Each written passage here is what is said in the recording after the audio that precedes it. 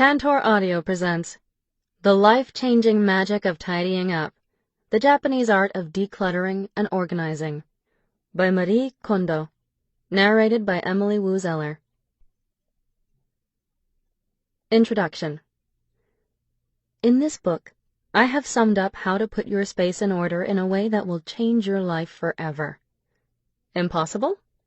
A common response and not surprising, considering that almost everyone has experienced a rebound effect at least once, if not multiple times, after tidying. Have you ever tidied madly, only to find that all too soon your home or workspace is cluttered again? If so, let me share with you the secret of success. Start by discarding. Then organize your space, thoroughly, completely, in one go. If you adopt this approach, the KonMari method, you'll never revert to clutter again. Although this approach contradicts conventional wisdom, everyone who completes my private course has successfully kept their house in order, with unexpected results. Putting their house in order positively affects all other aspects of their lives, including work and family. Having devoted more than 80% of my life to this subject, I know that tidying can transform your life. Does it still sound too good to be true? If your idea of tidying is getting rid of one unnecessary item a day or cleaning up your room a little at a time, then you are right. It won't have much effect on your life. If you change your approach, however, tidying can have an immeasurable impact. In fact, that is what it means to put your house in order. I started reading home and lifestyle magazines when I was 5, and it was this that inspired me, from the age of 15, to undertake a serious study of tidying that led to my development of the KonMari method, based on a combination of my first and last names. I am now a consultant and spend most of my days visiting homes and offices, giving hands-on advice to people who find it difficult to tidy, who tidy but suffer rebounds, or who want to tidy but don't know where to start. The number of things my clients have discarded, from clothes and undergarments to photos, pens, magazine clippings, and makeup samples, easily exceeds 1 million items. This is no exaggeration. I have assisted individual clients who have thrown out 245-liter garbage bags in one go. For my exploration of the art of organizing and my experience helping messy people become tidy, there is one thing I can say with confidence. A dramatic reorganization of the home causes correspondingly dramatic changes in lifestyle and perspective. It is life-transforming. I mean it. Here are just a few of the testimonies I receive on a daily basis from former clients. After your course, I quit my job and launched my own business doing something I had dreamed of doing ever since I was a child. Your course taught me to see what I really need and what I don't. So I got a divorce. Now I feel much happier.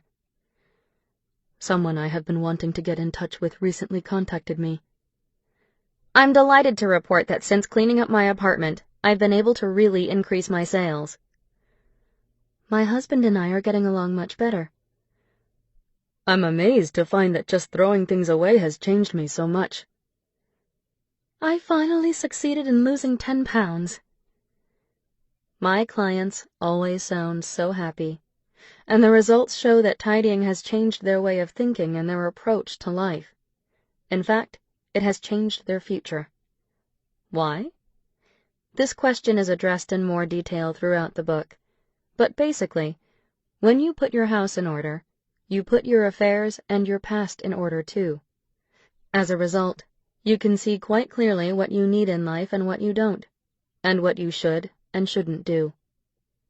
I currently offer a course for clients in their homes and for company owners in their offices. These are all private, one-on-one consultations, but I have yet to run out of clients. There is currently a 3-month waiting list, and I receive inquiries daily from people who have been introduced by a former client or who have heard about the course from someone else. I travel from one end of Japan to the other, and sometimes even overseas. Tickets for one of my public talks for stay-at-home parents sold out overnight. There was a waiting list not only for cancellations but also for the waiting list. Yet my repeater rate is 0. From a business perspective, This would appear to be a fatal flaw. But what if my lack of repeaters was actually the secret to the popularity of my approach? As I said at the beginning, people who use the KonMari method never revert to clutter again. Because they can keep their space in order, they don't need to come back for more lessons. I occasionally check in with graduates of my courses to see how they are doing. In almost every case, not only is their home or office still in order, but they are continuing to improve their space. It is evident from the photographs they send that they have even fewer belongings than when they finished the course, and have acquired new curtains and furnishings. They are surrounded only by the things they love. Why does my course transform people? Because my approach is not simply a technique. The act of tidying is a series of simple actions in which objects are moved from one place to another. It involves putting things away where they belong. This seems so simple that even a 6-year-old should be able to do it. Yet most people can't. A short time after tidying, their space is a disorganized mess. The cause is not lack of skills, but rather lack of awareness, and the inability to make tidying a regular habit. In other words, the root of the problem lies in the mind. Success is 90% dependent on our mindset. Excluding the fortunate few to whom organizing comes naturally, if we do not address this aspect, rebound is inevitable, no matter how much is discarded or how cleverly things are organized. So how can you acquire the right kind of mindset? There is just one way, and, paradoxically, it is by acquiring the right technique. Remember, the KonMari method I describe in this book is not a mere set of rules on how to sort, organize, and put things away. It is a guide to acquiring the right mindset for creating order and becoming a tidy person. Of course, I can't claim that all my students have perfected the art of tidying. Unfortunately, some had to stop for one reason or another before completing the course, and some quit because they expected me to do the work for them. As an organizing fanatic and professional, I can tell you right now that no matter how hard I try to organize another's space, no matter how perfect a storage system I devise, I can never put someone else's house in order in the true sense of the term. Why? Because a person's awareness and perspective on his or her own lifestyle are far more important than any skill at sorting, storing, or whatever. Order is dependent on the extremely personal values of what a person wants to live with. Most people would prefer to live in a clean and tidy space. Anyone who has managed to tidy even once will have wished to keep it that way.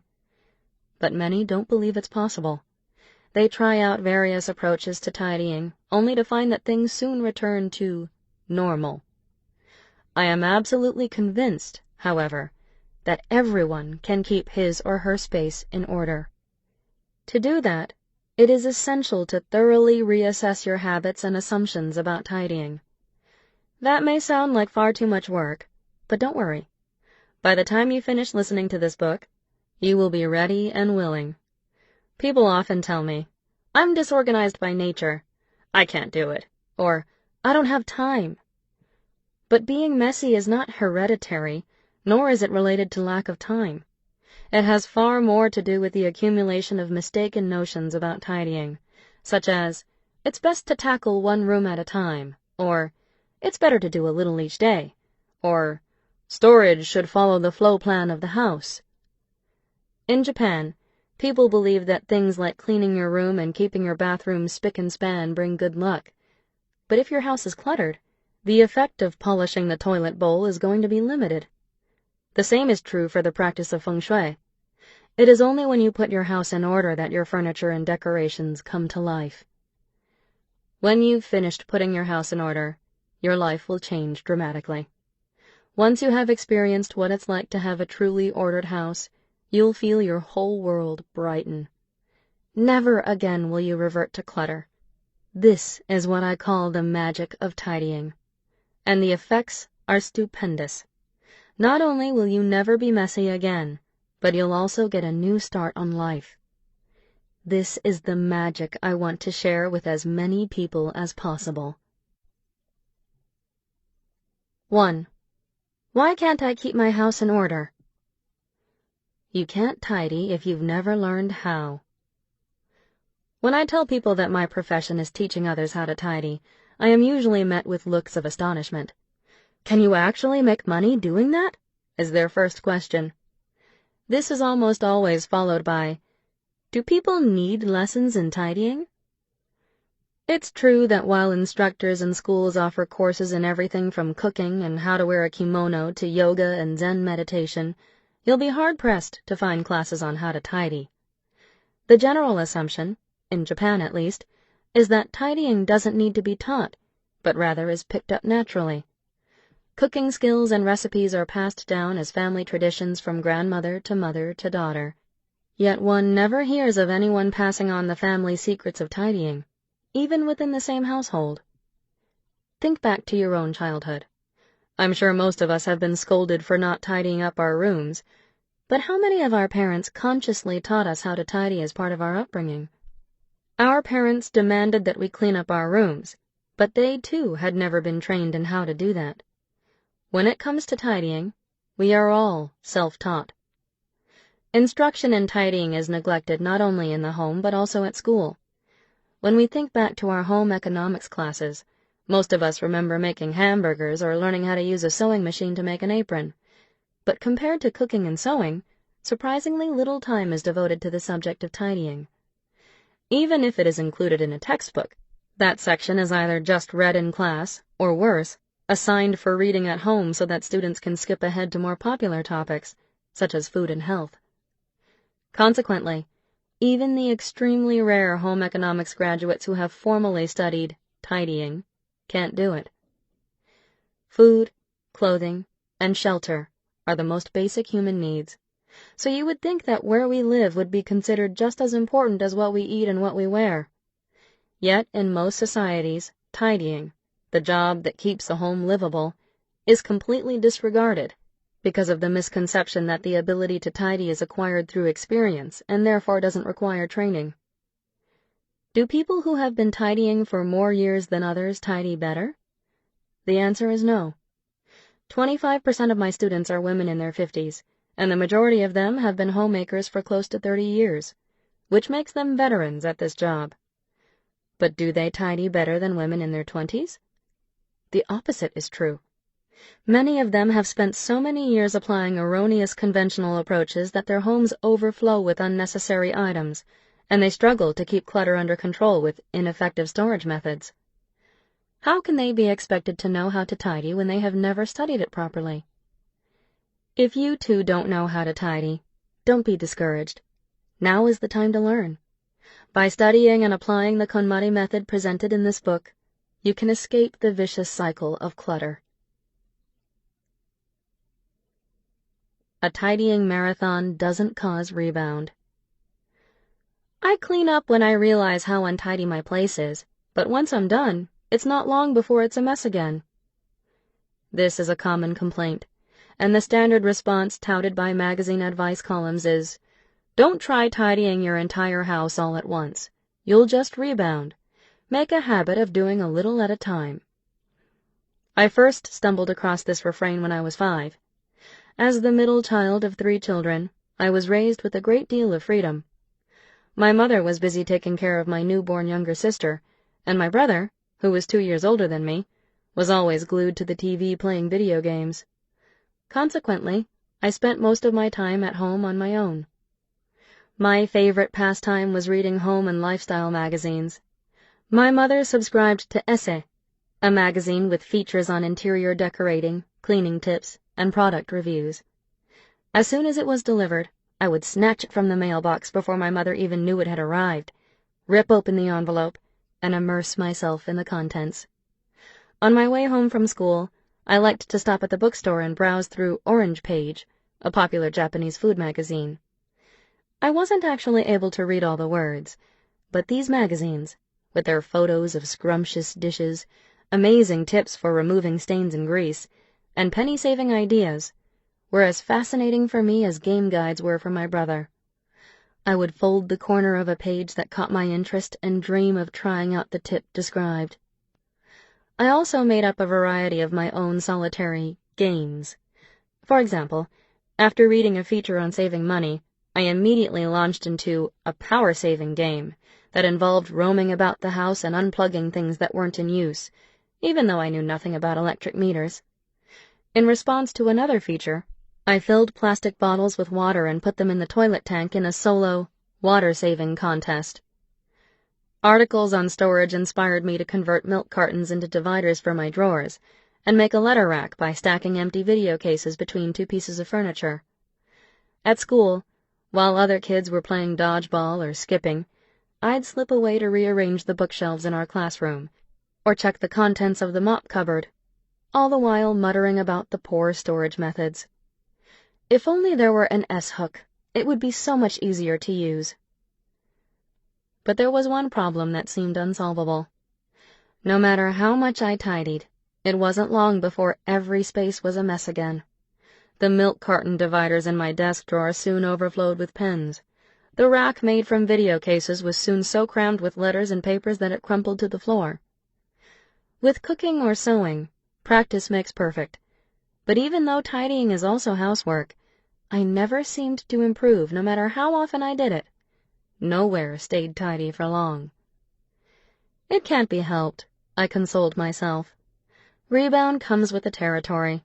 If I tackle the job all at once, I'll just get discouraged.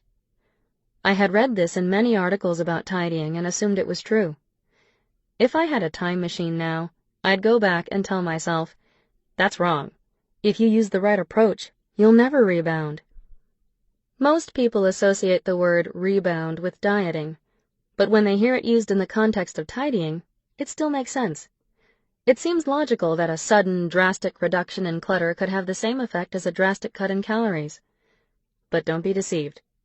The moment you begin moving furniture around and getting rid of garbage, your room changes. It's very simple. If you put your house in order in one fell swoop, you will have tidied up in one fell swoop. In Japanese, the term is ikini, or in one go. Rebound occurs because people mistakenly believe they have tidied thoroughly, when in fact, they have only sorted and stored things halfway. If you put your house in order properly, you'll be able to keep your room tidy, even if you are lazy or sloppy by nature. Tidy a little a day and you'll be tidying forever. If you tidy your house all at once, you'll rebound. It's better to make it a habit to do a little at a time. Although this advice sounds very tempting, we've already seen that the first part is wrong. How about the suggestion that we should do only a little a day? Although it sounds convincing, don't be fooled. The reason you never seem to finish is precisely because you tidy a little at a time. Changing lifestyle habits acquired over a span of many years is generally extremely difficult. If you have never succeeded in staying tidy to date, you will find it next to impossible to develop the habit of tidying a little at a time. People cannot change their habits without first changing their way of thinking. And that's not easy. After all, it's quite hard to control what we think. There is, however, one way to drastically transform the way we think about tidying. The subject of tidying first caught my attention when I was in junior high school.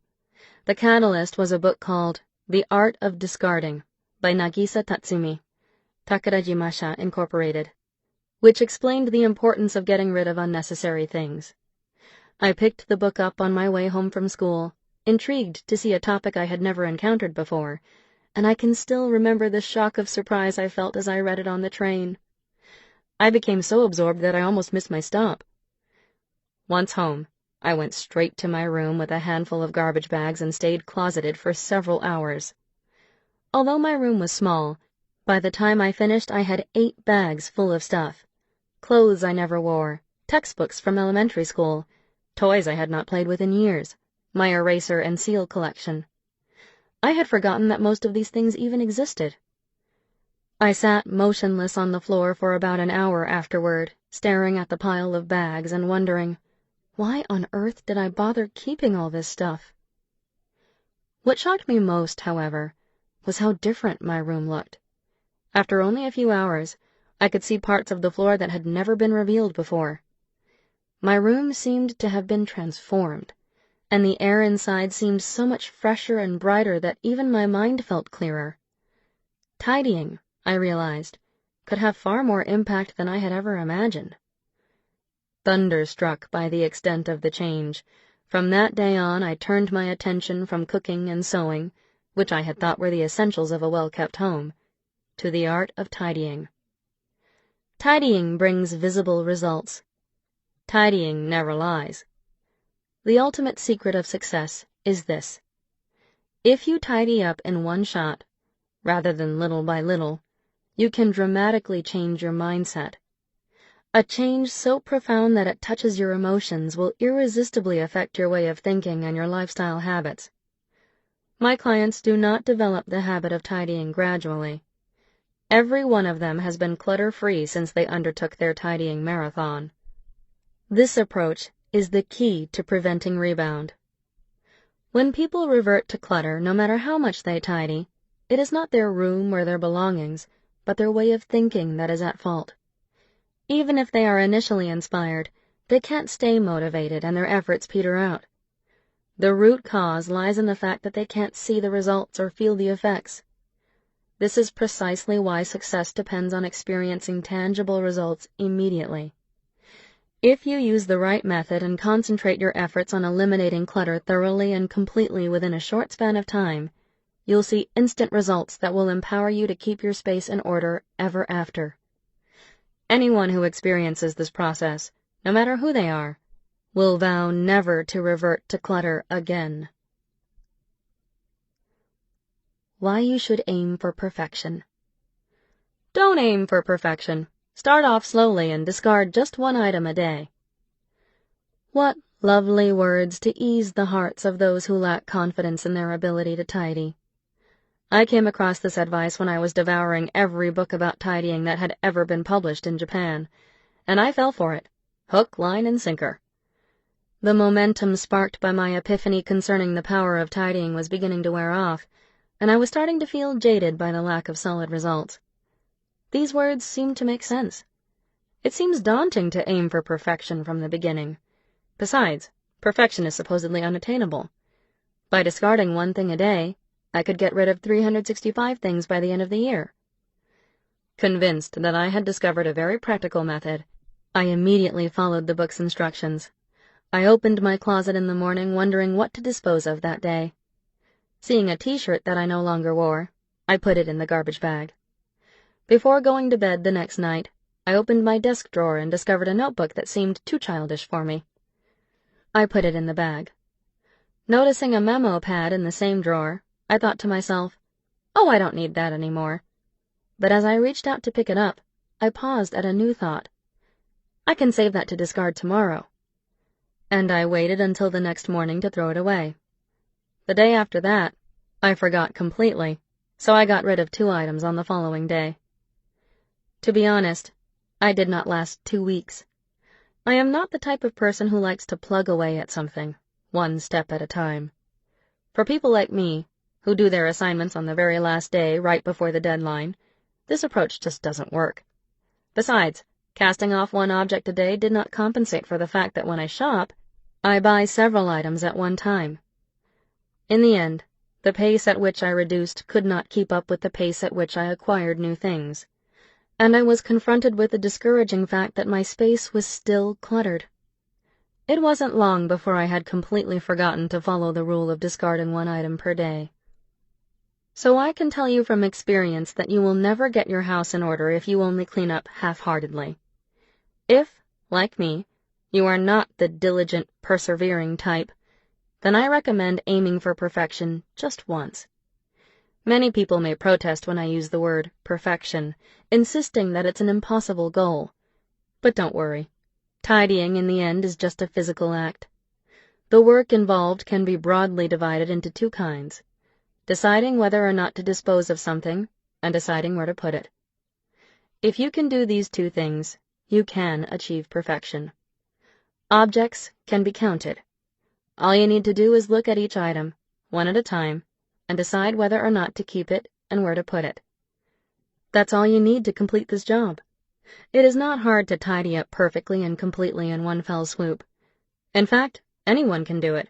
And if you want to avoid rebound, this is the only way to do it. The moment you start, you reset your life. Have you ever found yourself unable to study the night before an exam and begun frantically tidying? I confess, I have. In fact, for me it was a regular event. I would take the piles of handouts covering my desk and throw them in the garbage. Then, unable to stop, I'd tackle the textbooks and papers littering the floor and begin arranging them in my bookcase. Finally, I'd open my desk drawer and start organizing my pens and pencils. Before I knew it, it would be 2:30 in the morning. Overcome by sleep, I'd jolt awake again at 5, and only then, in a complete panic, would I open my textbook and buckle down to study. I thought that this urge to tidy before an exam was a peculiar quirk of my own, but after meeting many others who do the same, I realized that it was a common phenomenon. Many people get the urge to clean up when under pressure, such as just before an exam. But this urge doesn't occur because they want to clean their room. It occurs because they need to put something else in order. Their brain is actually clamoring to study, but when it notices the cluttered space, the focus switches to, I need to clean up my room. The fact that the tidying urge rarely continues once the crisis is over proves my theory. Once the exam has ended, the passion poured into cleaning the previous night dissipates, and life returns to normal.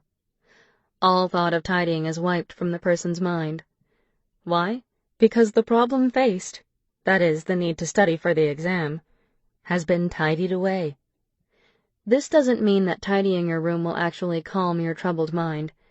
While it may help you feel refreshed temporarily, the relief won't last because you haven't addressed the true cause of your anxiety. If you let the temporary relief achieved by tidying up your physical space deceive you, you will never recognize the need to clean up your psychological space. This was true for me. Distracted by the need to tidy my room, it took me so long to get down to studying that my grades were always terrible. Let's imagine a cluttered room. It does not get messy all by itself. You, the person who lives in it, makes the mess. There is a saying that a messy room equals a messy mind. I look at it this way. When a room becomes cluttered, the cause is more than just physical. Visible mess helps distract us from the true source of the disorder. The act of cluttering is really an instinctive reflex that draws our attention away from the heart of an issue. If you can't feel relaxed in a clean and tidy room, try confronting your feeling of anxiety. It may shed light on what is really bothering you. When your room is clean and uncluttered, you have no choice but to examine your inner state. You can see any issues you have been avoiding and are forced to deal with them. From the moment you start tidying, you will be compelled to reset your life. As a result, your life will start to change. That's why the task of putting your house in order should be done quickly. It allows you to confront the issues that are really important. Tidying is just a tool, not the final destination. The true goal should be to establish the lifestyle you want most once your house has been put in order. Storage experts are hoarders. What is the first problem that comes to mind when you think of tidying? For many, the answer is storage. My clients often want me to teach them what to put where. Believe me, I can relate. But unfortunately, this is not the real issue. A booby trap lies within the term storage. Features on how to organize and store your belongings and convenient storage products are always accompanied by stock phrases that make it sound simple, such as, organize your space in no time, or make tidying fast and easy. It's human nature to take the easy route, and most people leap at storage methods that promise quick and convenient ways to remove visible clutter. I confess that I, too, was once captivated by the storage myth. An avid fan of home and lifestyle magazines since kindergarten, I would read a feature on how to put things away and have to try out each suggestion immediately. I made drawers out of tissue boxes and broke my piggy bank to purchase nifty storage items. In junior high, on my way home from school, I would drop in at a DIY store or browse at a magazine stand to check out the latest products. In high school, I even called up the manufacturer of particularly intriguing items and pestered the receptionist to tell me the story of how they were invented. I dutifully use these storage items to organize my things.